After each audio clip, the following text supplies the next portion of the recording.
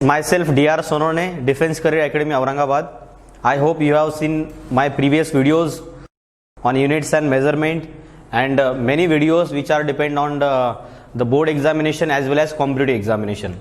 Today we are going to see the topic that is atom and nuclei, which is very important for competitive examination like NEET, JEE and other examination, and also for state board examination. This topic is very easy topic and the concept of this topic are very separated, sorted. So this topic is starts from Bohr's atomic model. Bohr's atomic model का जो पीछे का background है, that is Rutherford atomic model. उसके कुछ drawbacks थे, वो stability of electron नहीं बता पाया था. इवन उसने जो ऑर्बिट होता है उसके बारे में भी कुछ मेंशन नहीं किया था. तो बोर्स ने वो ड्रॉबैक को ओवरकम करने के लिए पहले हाइपोथेसिस बनाया और खुद का एक एटॉमिक मॉडल बनाया. तो आज हम लोग देखने जा रहे हैं बोर्स हाइपोथेसिस. तो देयर आर 3 हाइपोथेसिस, 3 एजम्पशन है. तो फर्स्ट एजम्पशन जो है वो बोलता है कि the electron moving in a circular orbit around the nucleus is stable. ये तब स्टेबल रहेगा when the angular momentum of electron is equal to integral multiple of h by 2 pi. h is a Planck's constant here. तो h by 2 pi के integral में यदि angular momentum रहेगा तो वो इलेक्ट्रॉन स्टेबल होगा उस ऑर्बिट में. तो जैसे हमने कंसीडर किया कि न्यूक्लियस है, उसके अराउंड क्या है, ऑर्बिट, सर्कुलर ऑर्बिट, इलेक्ट्रॉन उसमें मूव कर रहा है. तो इलेक्ट्रॉन के पास कितना एंगुलर मोमेंटम चाहिए, nh by 2 pi, integral multiple of h by 2 pi. यदि मैंने कंसीडर किया कि फर्स्ट ऑर्बिट है n equals to 1, देन मैं यहां पे n equals to 1 पुट करता हूं तो h by 2 pi इतना एंगुलर मोमेंटम फर्स्ट ऑर्बिट के इलेक्ट्रॉन का. सेकेंड ऑर्बिट का इलेक्ट्रॉन रहेगा तो 2h by 2 pi, फिर 3h by 2 pi, ऐसे रिस्पेक्टिवली वो बढ़ता जाएगा.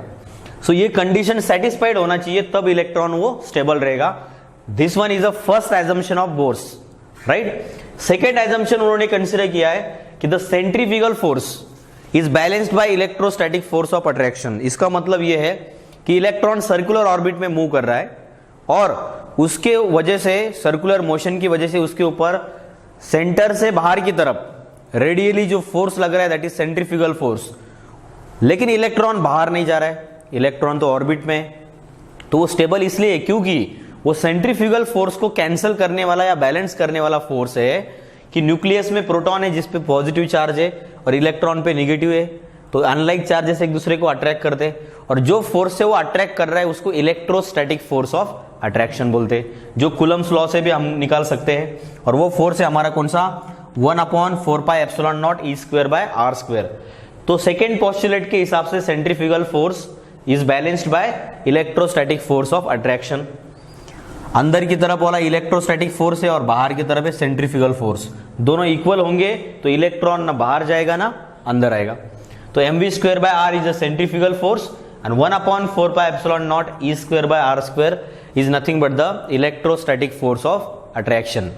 ये सेकेंड पोस्टुलेट है बोर्स का before making atomic model. Third postulate, इसमें भी सेकेंड पोस्टुलेट में उन्होंने स्टेबिलिटी बता दी इलेक्ट्रॉन की, ये फोर्सेस की वजह से वो स्टेबल है. थर्ड, इसमें यदि इलेक्ट्रॉन जंप करता है हायर ऑर्बिट से लोअर ऑर्बिट, एक तो हम लोग को इनिशियली पता होना चाहिए इलेक्ट्रॉन जब लोअर ऑर्बिट से हायर ऑर्बिट में जाता है तो एनर्जी गेन करता है.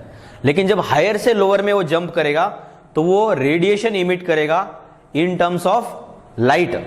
तो वो लाइट का एनर्जी कितना होता है वो हम लोग को पता है प्लैंक्स की थ्योरी के हिसाब से, E equal to h mu, h is a Planck's constant. तो यदि हमने कंसीडर किया कि n नंबर की ऑर्बिट है और ये p नंबर की ऑर्बिट है, n is a higher orbit, p is a lower orbit, दोनों ऑर्बिट का energy respectively En and Ep रहेगा. तो जब इलेक्ट्रॉन यहां से n ऑर्बिट से p में, तो वो रेडिएशन इमिट करेगा और रेडिएशन का एनर्जी है h mu. तो यहां पे हम लोग लिख सकते हैं En minus Ep equal to h mu. En minus Ep is what, difference between energies of higher orbit and lower orbit. So I hope कि आपको ये 3 एजम्पशन समझ में आए होंगे. इसके ऊपर हम लोग को डेरिवेशन देखना है कि रेडियस ऑफ बोर्स ऑर्बिट और उसका रिलेशन क्वांटम नंबर के साथ, again velocity of bourse orbit उसका रिलेशन क्वांटम नंबर के साथ. और हम लोग को एनर्जी देखना है ऑर्बिट का कि पहले ऑर्बिट दूसरे ऑर्बिट रिस्पेक्टिव आगे आगे जाएंगे तो हर एक ऑर्बिट में इलेक्ट्रॉन की एनर्जी सेम है या फिर इंक्रीज होती है, डिक्रीज होती है, ये हम लोग अगले वीडियो में देखने वाले. So this is enough for now, thank you, have a nice day.